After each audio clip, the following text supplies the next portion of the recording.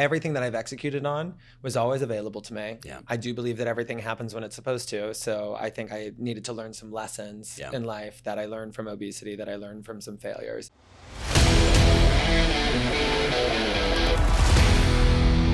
Hey, welcome to the podcast. Today I have Tyler Whitman, longtime client, good friend, $1 million listing extraordinaire, stories for days. We're here in San Diego. So Tyler, welcome to the podcast. Thank you. It's very exciting to be here. I feel like it took a little long to be asked, but I'm, grateful to be present. Yes. Okay, who's in charge of that? Brenda, is this your responsibility? It certainly can't be. Oh, I'm getting the. Yes, I got the finger wag right there. That was the finger things or the finer things. That was. So I'm sorry if you're listening right now or you're watching us on video. Tyler is hysterical, is brilliant, and has found himself in a really unique situation in New York City real estate. So before we talk about $1 million listing, let's go to the backstory first. And I think, you revealed a lot in the show last year, for the 7 real estate agents on the planet that are not watching, some for $1 million listing, pay attention. So who is Tyler Whitman? Give him like some understanding of who is this guy and how did you get to this moment? All right. Well, this is going to be a long podcast. Yes. We have 4 days together. Let's go. It's going to be a series. I grew up in the South, definitely, came from an amazing family. Yeah. So I was very lucky in that department. I had a very loving, warm, welcoming family. And I grew up, my whole family had weight issues. That was part of our story. Yeah. And I think being in the South, I was telling somebody this the other day, is that like when you're overweight in the South, it doesn't, especially at the time that I was growing up, sure, it didn't really feel that abnormal. Yeah. It wasn't like I walked around being like, oh, like I have an eating issue, I have a weight issue. And I came out of the closet when I was very young, and was also welcomed with open arms even in the South. So I had like the easiest coming out story. People are like, oh, did you eat your feelings because you had like a tough time as a homosexual in Alabama? I was like, no, actually. I was like, it was great. No, I was gay and I really like food. Right. I was like, if anything, I ate my happiness. But and then it was actually when I moved to New York that I started to feel different, which I think was ironic to most people because and it was for me coming to New York, and I was always chubby. I was not obese at this point. But coming to New York, had no idea what I wanted to do with my life. And I had gone to college for a semester and knew that I was clueless. And it was the first time I really think that I felt like an actual depression, for lack of a better word. Sure. I don't think I knew that's what it was at the time. And my mom freaked out because she'd only known Happy Tyler. And she was like, do you want to go to New York? And I was like, yeah. And so we got to New York. It's supposed to be a quick thing.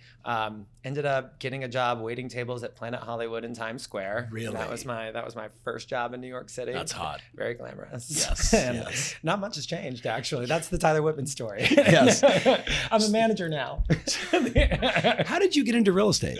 So that is the best part of the story. So I moved in with a stranger off of Craigslist. And he was a real estate agent. Okay. And I started to kind of like see his life, and we became, to this day, he's still my best friend. It was one of the luckiest Craigslist move-ins ever. And he was doing rentals in the East Village. Yeah. And he was like, why don't you get your license and you can kind of like help me show apartments and, see if it's like, you'll figure out what you want to do with your life from there. And so I did. And that was pretty quickly after I got there, which was 2006, and started doing rentals with him. And I was like, oh, I'm pretty good at this. Yeah. And only worked with him for a few months before I went rogue. And do you think there's a correlation between being in the service business, being a server, and being in real estate? For sure. And I actually think that should be a rite of passage that every human has to go through. I think you should wait tables. You learn so much about yourself, like what you will and will not deal with. Yeah. What is who is your ideal customer? Right. Who is your non-ideal customer? Yeah. Totally. Sure. Like I could walk up to a table and be like, we're gonna have fun, or this is gonna be a nightmare. Like very quickly. And so anyway, got into it, realized I did have like a natural gift for people. And that quickly showed up for me. I was like, I think I have something here that some people don't. And I'm of the school of thought, I think anybody can learn how to do real estate. Yes. I think anybody can learn the actual process of doing it. I think the hard part of real estate is the mindset, getting up when you get knocked down, which is something that in the beginning was my struggle. Like that was hard for me. and then also just learning to deal with multiple personality types. Yes. Because that was actually always my strength, even when I was with the difficult tables. Agents, buyers, sellers, leasers versus the moms and dads, the couples, the drunk couple at the restaurant. It's all of that. Right. Or some people are just difficult people. Sure. And some people are going to have fun. And some people are going to be worried about everything. Yes. And like that, even when I was waiting tables, I felt like I could walk up to any table and I'm like, I'm going to make it okay for you. Yeah. You're going to make your show. Right. It's going to be okay, right? You're going to make your show. Like, you're only getting a cheeseburger. Like, don't stress it. I know, like the Captain Crunch chicken is coming. So that's one of the Planet Hollywood specialties. I think we all assumed, yes. So you went rentals, and then did you go resale, or did you go rentals manager? I went rentals manager. Tell us about that.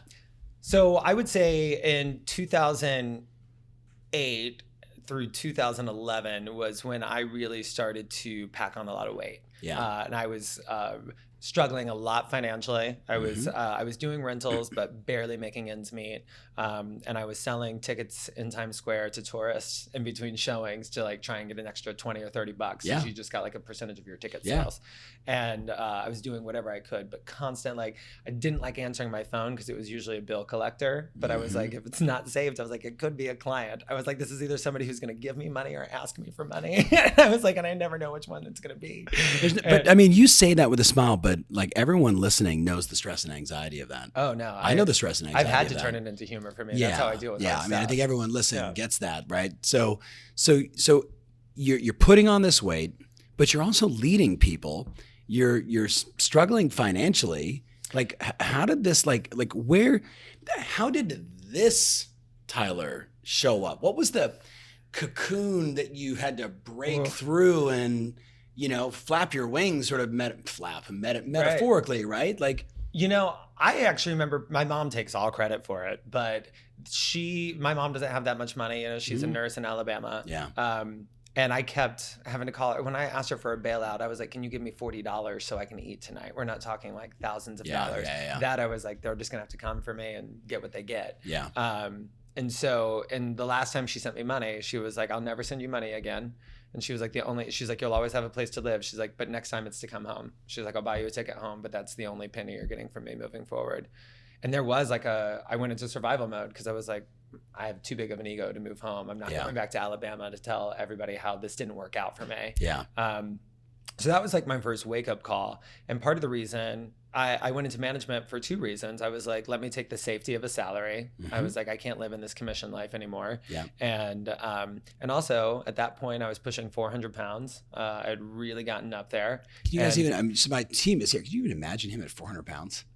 It was really attractive. it was if I don't mind saying so myself. I know. I was like, people really liked it. And so I honestly, I took the management role. Yeah. It was just available at the office I was working at. Yeah. They were looking for somebody. And I was like, well, I know how to do the process. I know how to train agents. Mm-hmm. I was like, I'll take the salary. And at that point, that was definitely a joke. I did not feel good about myself. Yeah. I mean, my spirits were in the dumps about my appearance and my health and everything. And I just didn't want people to see me. And so I almost felt like I could hide as a manager. I didn't need to be client facing anymore. Sure. And then honestly, one of the last deals that I did was with these guys who had graduated from Princeton, and we had a great experience, like cut from the same cloth. And they started referring me tons of people from Princeton, and then Princeton became Harvard, and Harvard became Yale. And I was filtering all this business down to my team. Next thing I knew, we were just handling relocation for these Ivy League educated kids, which was hysterical to me because I didn't go to college. Yes. And I was like, whoa. But like, welcome to New York City. This is going to be fun. I got your back. We're going to take care of you. The service mindset, right? And you made it fun. Yeah. And so two of the guys had graduated from Yale, and I was, at this point, I had been managing at that firm for like a year, and these guys reached out to me and they're like, hey, we're thinking about starting a brokerage, and we want to pick your brain about like the pain points of the industry. And so I did that, and I started meeting with them every few months. And then like a couple of years later, because this was like every few months for a couple of years, they're like, we've raised a little money and we're thinking about starting a company, and do you want to start it with us? And I was like, I said no at first, actually. I was too scared because I was also, because they were very successful, very smart. I was like, oh, they're going to find out that I'm not smart enough. I'm not what I've been yeah. pretending to be in Yeah. front of them. And then it was like 6 months later that I was like, I can't remember exactly what happened, but I took the plunge. And I said yes. And so we started this company. At the time, we were called Sweetie. It was spelled Suitey. It was a branding nightmare. And then like a year later was when we switched the name to Triplemint. Yeah. It's still the company I work for. Yeah. And so, what the hell is Triplemint? So when we were naming like the you company, meet somebody with really bad breath and you're like, no, you need a Triplemint. So actually, I know. No, can I tell the story of that? Please, actually? So please. David Walker, who is our CEO and co-founder, his mom was really well connected in the advertising world. And this guy, Michael Baldwin, who was one of like the head honchos of branding for Apple, and was like right-hand guys with like Steve Jobs, as a favor to David's mom, was like, I'll help them rebrand the company. and so we're all sitting in a room trying to rename the company. And it is just, I mean, it's hours and hours of brainstorming. And he's taking us through all these exercises that I was really enjoying, but by the end we were fried. Yeah. And he was like, you walk into, and we thought home should be in the name. We're like, home is universal. We thought it should be a verb plus home. And we're like, go home, be home, welcome home, this home, whatever. Nothing happened. And then he was like, Tyler, he was like, you walk into a property. He's like, it's the nicest property you've ever seen in your life. He's like, what do you say? And I was just so fried. I was like, mint. And then anyway, and then somebody was like, he's like, no, he's like, what's even like next level of mint? And somebody at the table was like, Triplemint. And they were like, it's become like real estate lingo for a really sexy property. And Michael was like, I love it. He's like, it's 360. He's like, Triplemint speaks to the product. It speaks to the service. It speaks to the people. He's like, I also like that there were 3 people who were kind of like the beginning of this company. He was like, that name is 360. He was like, I think we found it. And then we came up with our slogan, which at the time was the refreshingly simple way to find your home. And so we were like in it to win it. We were having so much fun. What year is this? This is 2014. Yeah. And the market now is just on fire in Manhattan. Yes. And we were having an issue as a new brand in Manhattan.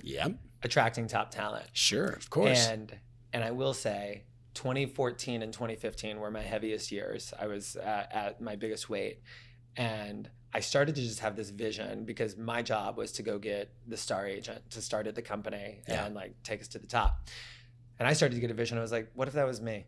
I was like, because I don't feel right as a manager. Like I'm not passionate about it. It's not what I was put on this planet to do. I was like, I want to be a star agent. I was like, I just can't do it looking like this.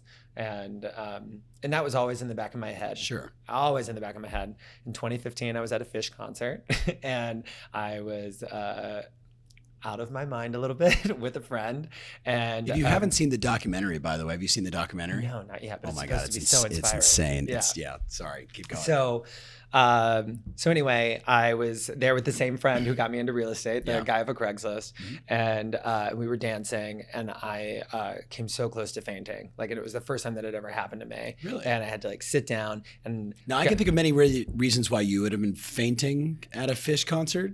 It was just because I was like dehydrated and overweight and like trying to dance. I could not keep up. And it was definitely my weight. It was and I just started sobbing in the middle of this concert. And we were all in this big outdoor arena. And David sat down next to me. And I remember looking at him. I was like, as soon as we get back to the city, I was like, I'm making an appointment. I'm getting weight loss surgery. I was like, and I'm going to take over the world. And he was like, all right. He's like, do it. And I did. I went back. It was literally like the next day. I had an appointment with my doctor. 2 months later, I had weight loss surgery, which was December of 2015. And then by August of the next year, I was down 200 pounds. And I would say, so this was where my real estate career. But I'm going to dig in on this first because I know what I mean. I know. You know the story. I know, but I want them to know. Yeah. There has been a lot of positive and a lot of controversy around that surgery. Of course. Right. And you get people that say I was liberated, and you get some haters out there that say, you're going to put it all back on. You needed the discipline and blah, blah, blah. And walk us through that. Because now today you put it on like a badge of honor, armor, and you tell tens of millions of people on television, like, I did this. Totally. Right. And I love that. Thank you. I love and respect the fact that you've done that. I get mixed feedback, and I was expecting that going into it. Of course. So my mother allows me to tell this story, don't worry. But she had a lap band probably like 15 years ago. Yeah. Lost a ton of weight. Ended up having a ton of complications, had to have it removed. And in that moment, I remember I was like, I'll never have weight loss surgery. And I was like, it's not for sure. And I was like, it's not going to happen. It doesn't work. It doesn't work. And it almost killed my mother. Yeah. And hello, negative. right. And then like 4 years after she had that done, she switched and had the sleeve done. And I was so mad because I was like, why are you doing this again? I was like, we've already seen this. And she switched to the sleeve, and then like she looked amazing, and like 2 years went by, and then like 4 years went by, she still looked amazing, and I was like, well, I was like, maybe I want to try that. Yeah. And so, but that's such a vulnerable thing. I mean, look, people talk about vanity, and look, there's no doubt that has ruled part of the world for as long as we've existed. Yeah. Did you think you could have done it without it? I had failed at it enough times to know that. People don't really look at food as the addiction that it is. Yeah. And like when people really don't understand it, I'm like, do you know somebody who's an alcoholic or a drug addict who's like in your family, gambling, somebody you love, whatever, right? Yeah. I was like, if there was a procedure that they could have that would cure them or greatly increase their chances of curing them, I was like, would you be open to them trying it? But because food is socially acceptable, because we can still show up to work, we can still get our jobs done, people just don't think about it the same. No. And probably the largest population of addiction probably goes to food. I don't know that for sure, but theoretically that makes sense. If you look at the numbers in the US of people that are overweight, and then the number of people that are obese, and the number of young like teenagers that are obese, one could make the argument that that's where I'm deducing it. I'm just like, I haven't run the numbers. Yeah, but we can Google that. I mean, it's I have a couple friends that like that's their calling. That's what they spend their contribution time on. So let's go back. You do the surgery, and you don't transform overnight. No. But what started to transform after the surgery? So it's you lose a lot of weight really fast the first 2 or 3 months. So I lost literally like 100 pounds the first 3 months. And so that's insane. It was insane. You just lost Tristan. Right. I think Tristan weighs 100 pounds wet. But kidding. The crazy part is, firstly, while when you're that overweight, I remember I had lost like 80 pounds, and that was just when people started to notice. That's how overweight I was, because people were like, you lost a little weight, like what, 20 pounds probably, right? And I was like, you are dead to me. I was like, or 80. I'm like coming up on 100 actually, but thank you. Wow. And so the hard part is right after I lost it, the weight loss came to a screeching halt. And I went from losing a couple pounds a day sometimes to it was like a month and nothing had changed. Yeah. And I was like, but I'm still 100 pounds overweight. Like I still have a journey ahead of me. And so then now the work begins, right? Exactly. Yeah. And I didn't know it. It was like my higher power came down and was like, I got you. We're gonna do something special right now. And I remember I was going to bed one night and I was like, I need to start exercising. I was like, I just need to get to the gym. I had always been so afraid and so embarrassed to go to the gym. And I was like, and I know the only way I'm going to do it is if I'm very public about this on social media. I was like, and you know what? I was like, I want to document my weight loss on social media. And so I was like, I'm going to do 90 workouts. I was like, fitness classes. That was the commitment. I was like, I'm going to do 90 in 90 days. And I was like, every time I go take a class, I was like, I'll take a gym selfie and post it. Yeah. I was like, and that's what I did. And I remember those 90 days. They were maybe the most magical 90 days of my life because it started the first 30 days. I was really insecure because I think on day 5, I was like, what did I just agree to do? I was like, and I can't publicly fail. I was like, I'm posting online. And I was like, but there's no way I'm going to get through this. I know myself. After 30 days, I started to feel normal. But then the second 30 days, my sphere was like, you're so obnoxious. You're constantly, I wasn't getting support. I was getting a lot of like, you're so annoying. You've like become so full of yourself. You're constantly posting like these gym selfies. And so then I was like, well, maybe now I quit. Cause like, that's the last thing I want is for like people not to like me. I'm trying to make people love me right now. And then but I persevered. I was like, I can't quit. Why did you keep going? Because I had enough, there were only like 2 or 3 real supporters at that point. But I really felt like I couldn't let them down. And I was like, okay, I'm going to do it for them.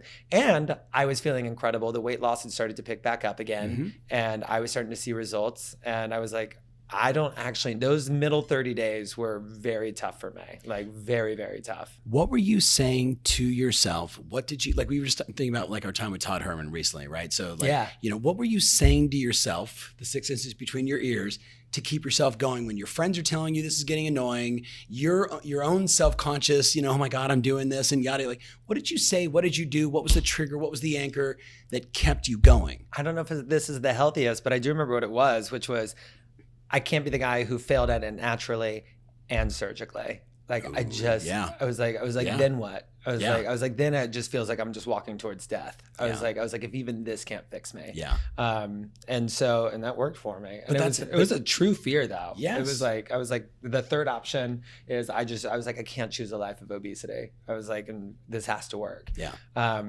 The last 30 days were insane.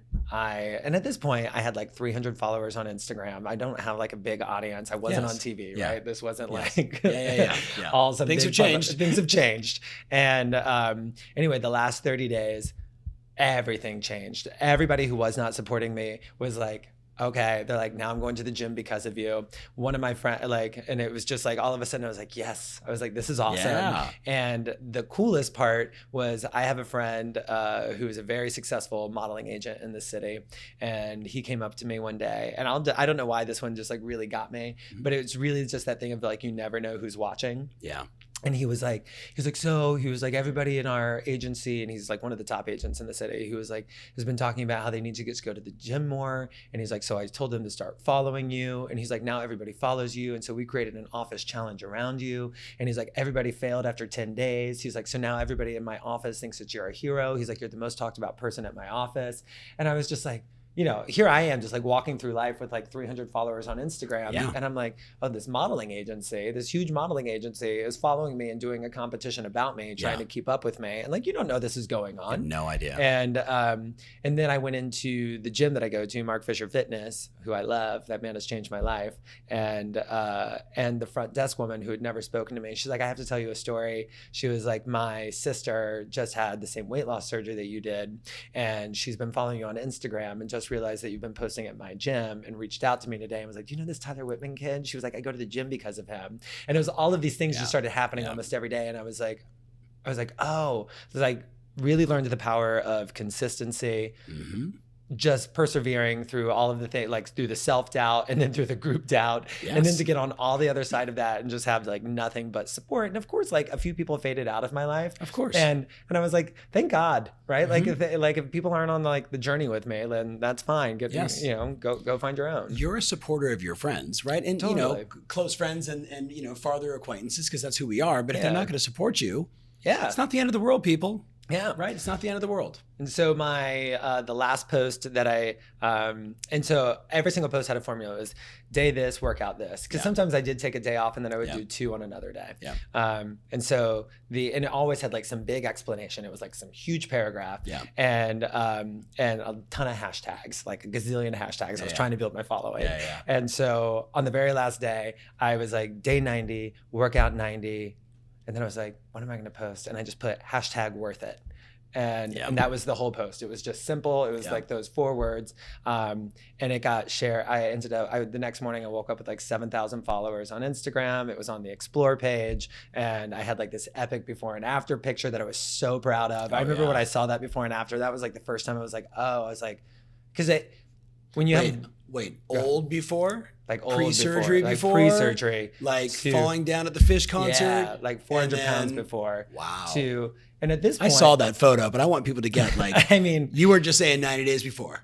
Yeah, no. This was like the before. And that was the first time I had ever done a side-by-side comparison. And I didn't realize just how much I had changed until that moment. And then everything changed. I feel like that post, that picture changed my life forever. Yeah. It changed my identity. All of a sudden I was a warrior. I was a successful person. I was all the things I had dreamed about being. And people started busting down my doors to do business with me. Yeah. It was like I had created this army of people who were like, he's a rock star. I want to buy homes from him. I want to sell homes from him.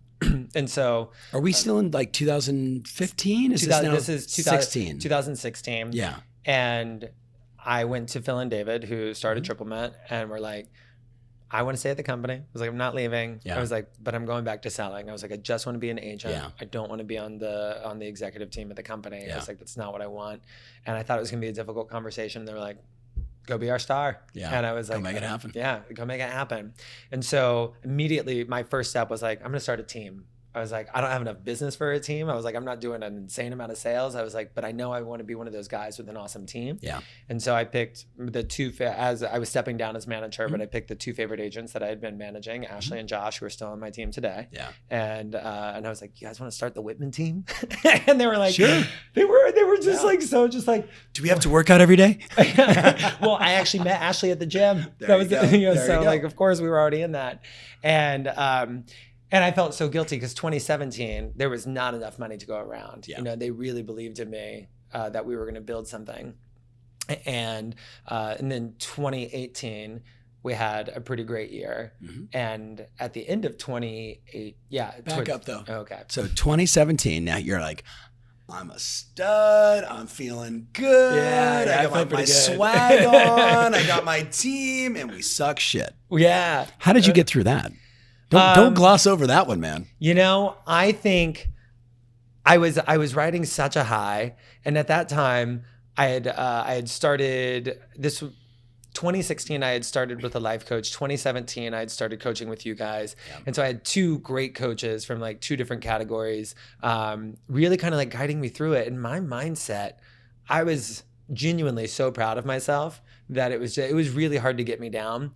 My team was, you know, it's hard to say they weren't disappointed financially because I think we were all kind of expecting like, oh my God, we're going to have like this huge thing. We're going to be stars. And it didn't happen, you know, and, but we didn't give up. I think that's all I can really say is that we still showed up. We were like, we're going to make this happen.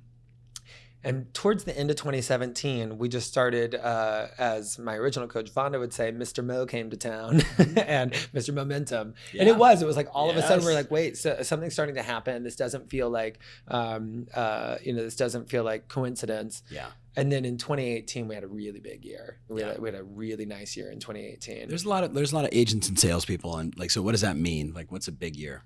For me, that year. Numbers. So 2017 GCI, and keep in mind, I was paying an assistant, and I had the two agents under me because I think most people hear this GCI and be like, that wasn't a bad year. Yeah. But I think we did like 450,000 for all that year, which means that they made like 40 or 50 grand each probably that first year, which in New York is nearly impossible to live on. Yeah. I think I barely made 100 grand that year. Yeah.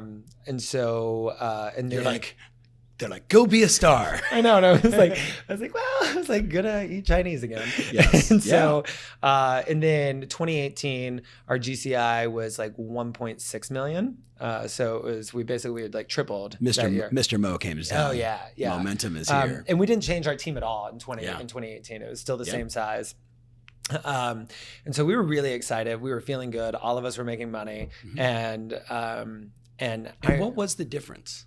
It was, from a practical standpoint, what was the difference? It was the longer version of my 90-day fitness challenge. Bingo. That's exactly what it was. I remember I always came back to that, and both of my coaches were constantly like, remember when you thought it wasn't going to happen, and then everything around you felt like it wasn't going to happen, and then all of a sudden it happened in the craziest way you ever expected. Yeah. And that's exactly what, like, that was the lesson of 2018 for me. I was like, you're going to go through uncomfortable things and just keep pushing. It's going to be uncomfortable. Every single time something great is about to happen, it's going to be really uncomfortable first. And that still happens to me. December was, this most recent, last month, was awful for me. It was just like business, personal life. I had so many bad things happen. And it was just like, I was like, okay. I was like, that has to be the last one, right? I was like, I can't do another. I was like, I just can't. And January has been the most magical month of my entire life. And it was just another lesson again. I was like, oh, and now I'm like getting to a point where I'm like, I can't wait to be uncomfortable again. Like that's become like the shift in me, because I'm like, that means that something insane is about to happen. Bring on the pain, right? Yeah. Bring on the pain. Like that's the story of your this whole journey is take the pain, right? Take the pain, keep going. So segue and tell us, how did the journey of $1 Million Listing New York begin? And I know you walked in and you got it instantly, and they were probably calling you nonstop trying to get you on the show. So you were batting them away. At least that's the story I was told. Is that right? kind of. I'm not really supposed to talk about it, but I'll tell you what I can. Yeah. I actually do know, and if you listen to my next blog, I'm not. Well, so in I guess it was probably Summit of 2017. Yeah. You started talking a lot about video. Yes. And I remember in my head that was that was just your first Summit. I've been talking about video since 2007. But yes. Okay. Wow. It's the first time I listened. But it was, and so and I was like, okay. I was like, yeah, video. I was like, I've got camera personality. I remember thinking that. I was like, I could do a video. I hadn't done it before, but I was like, why not? Yeah. And so I went and made a video about, and it was a Where Has Tyler Been video, and I just like made it kind of like a homemade video. Yeah.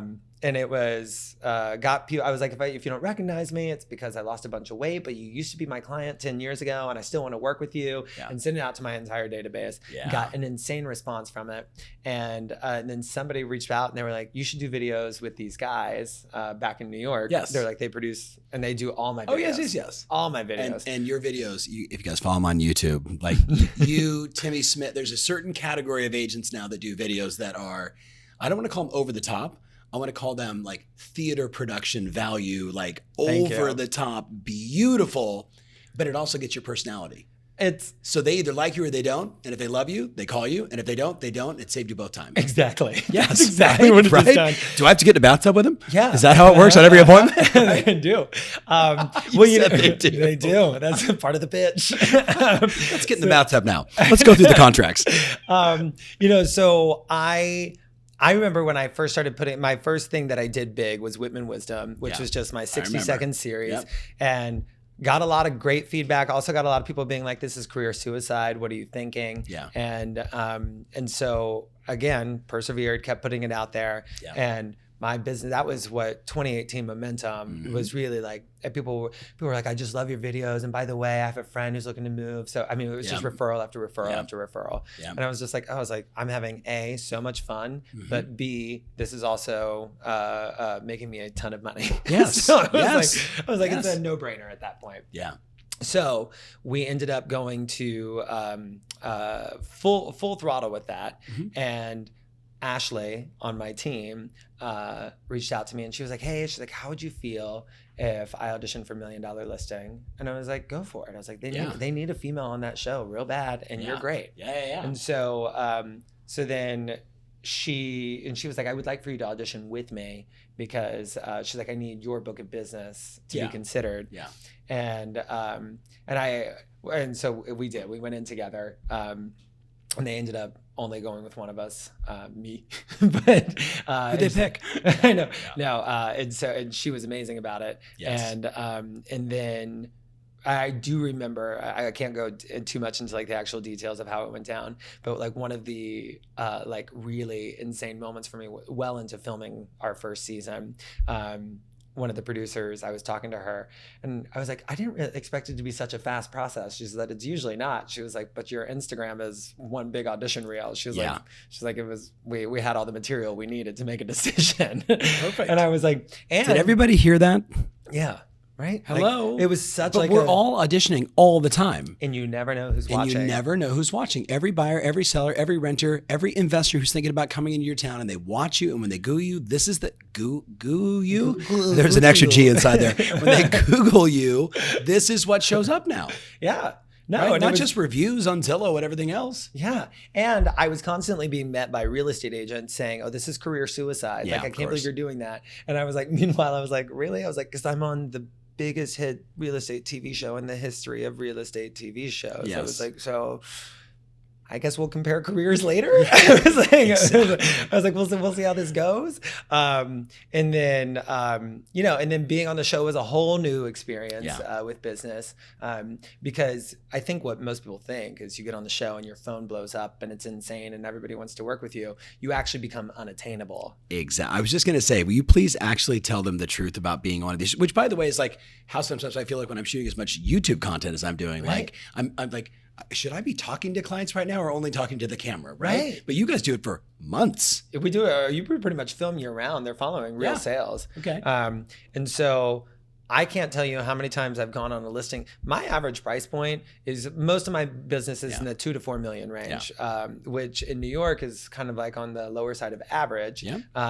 And so I now go on listing pitches all the time for my standard price points of 2 to 4 million. And most people are like, I just didn't think you'd be interested in working with me. And I was like, I will never be too cool for $100,000 commission. Like that is not going to happen. Yes. I was like, I was like, we will always have time for you. I was like, as a matter of fact, we do $500,000 sales, which is like the price of a studio in New York. I know that's expensive, but we do $500,000 studios, and we have no upper thresholds. You know what I like about that? We were talking about today, like keeping the humanity in the business. And like, that's a good example of where someone's ego or bravado or the way they see themselves could explode and say, I'm only going to, but like staying with it. Staying with it. Like it's the bread and butter of your business. It's like, it is your DNA. And it's also the market that you know inside and out twice backwards. 100%. So why would you give that up? Yeah. And in our market, because New York City's market is really struggling right now, that's the moving price point. Bingo. And so like all of a sudden I was like, I'm no longer jealous of these people with the $10, $20 million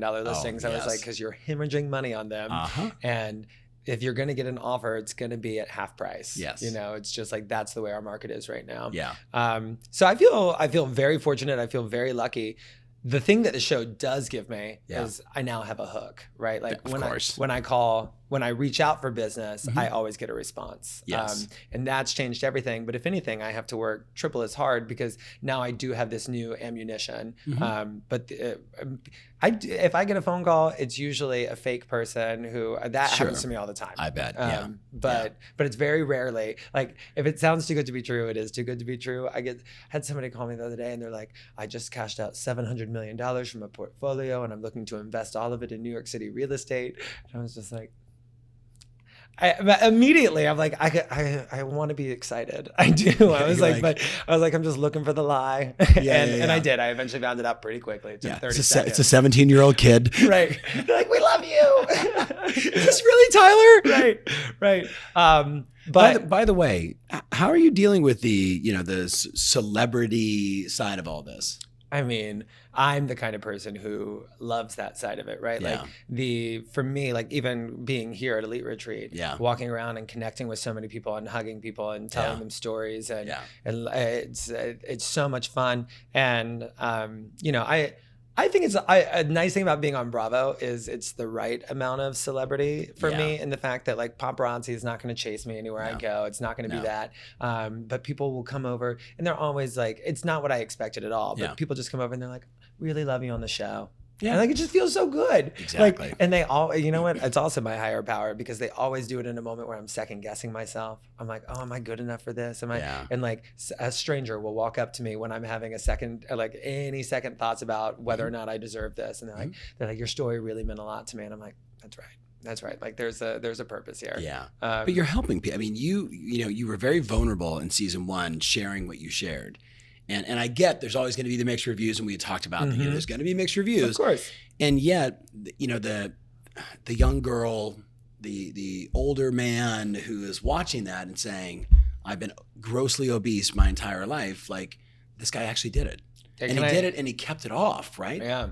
So my brother lives in a van. This is a true story, and he's traveling North and South America doing van life, and shortly after the show, and my brother's on a few episodes with me, talking about his van life.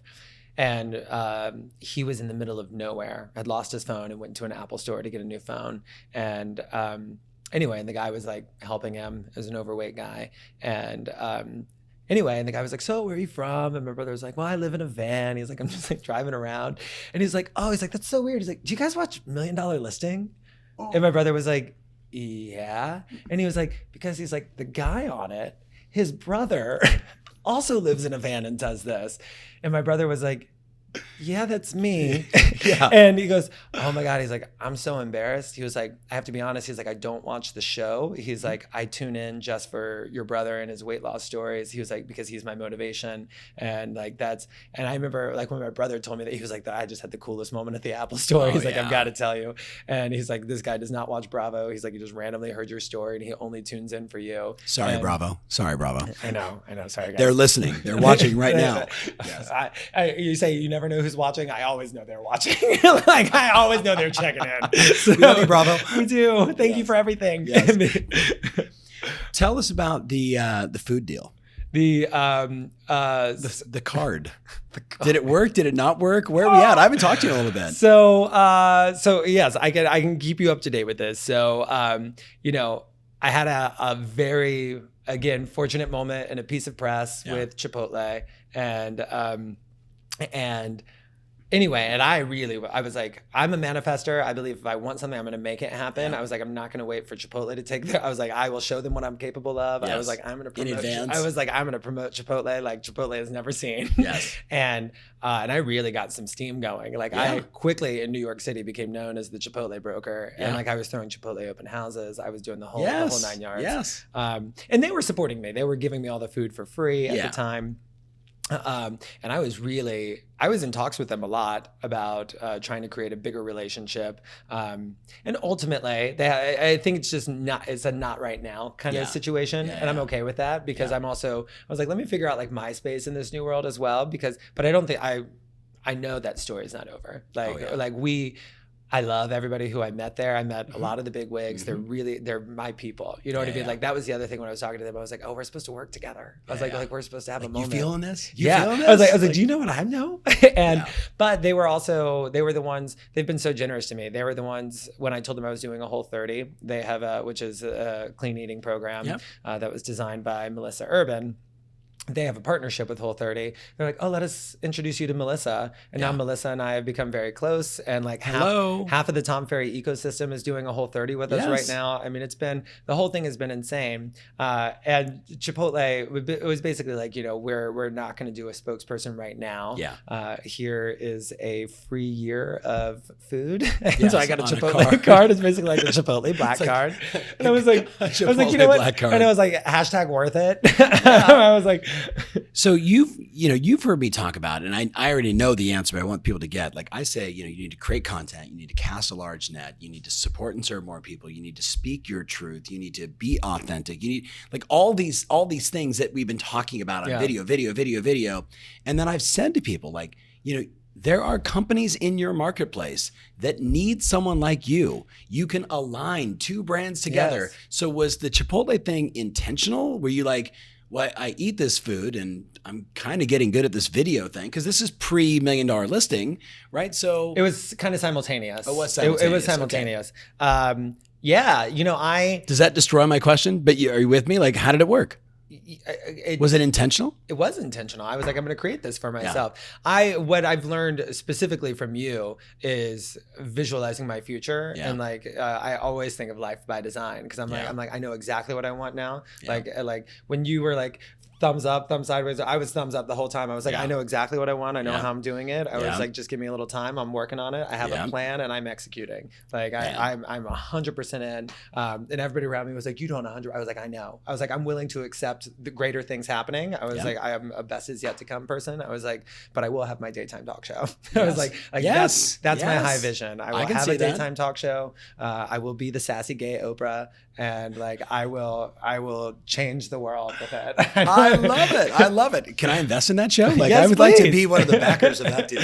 Bravo, are you listening? That may not be a Bravo thing. That may be like we have to pick NBC. another channel. NBC owns Bravo. I'll keep it in the family. Okay. How kind of you. I know. So generous. Like NBC. So as we kind of wrap this up, first of all, I just appreciate you, and I just appreciate you sharing the story. And this has been. I came into the first time I went to Summit was 2016. And I remember you did the future self visualization. It was one of the most life-changing things I've ever done because I didn't have a vision at that point. I had just lost weight. I was excited but confused. I was also a little bit angry at the time. Sure. Because I was just like, I was getting attention from like romantic attention and friendship attention that I was like, you never never knew who I was before. Yeah. And so like I was actually like in a pretty negative space, believe it or not. And I remember just had like such I saw myself in 20 years. Clarity. And I was like, that's it. I was like, that's where I'm going. And it changed how I approach everything. Yeah. Because I really, I'm very motivated now. And that was one of those really pivotal moments for me. I will be forever grateful for it. I appreciate that. Yeah. So wrapping up, what's the thing you want to say to every listener around the world? Like, what's the little Whitman insight to wrap this up? Because you did so many of them when you were doing that on Instagram, but what's the final? You know, I really believe that you can have whatever you want to have. And I always go back to, I listen to this same speech by Jim Rohn all the time. And he always says that the only difference between people who have, success is easy. That's the whole lesson. Yeah. Success is easy. I know the message. It's that only 10% of people are willing to do the work. Yeah. And that's what I was like, everything that I've executed on was always available to me. Yeah. I do believe that everything happens when it's supposed to. So I think I needed to learn some lessons in life that I learned from obesity, that I learned from some failures. But the truth is that like I don't think I've done anything hard. Making my videos wasn't hard. Going to the gym is actually not that hard. The hardest part is showing up. Yeah. The rest is easy. Yeah. But everything I did is not hard. It's just that I finally did it. Yeah. And that is something that I think about all the time. I'm like, it's easy to make $1 million. You just follow the formula. But 90% of people are not going to follow the formula. Yeah. They're gonna talk about why this doesn't work and why that doesn't work. Just do the work. Yeah. Just do the work. That's the life lesson. There's nothing I can say better than that. So as we wrap it up, my friend, thank you. This was super awesome. I really appreciate it. It was really cool. Thank you. Thank you.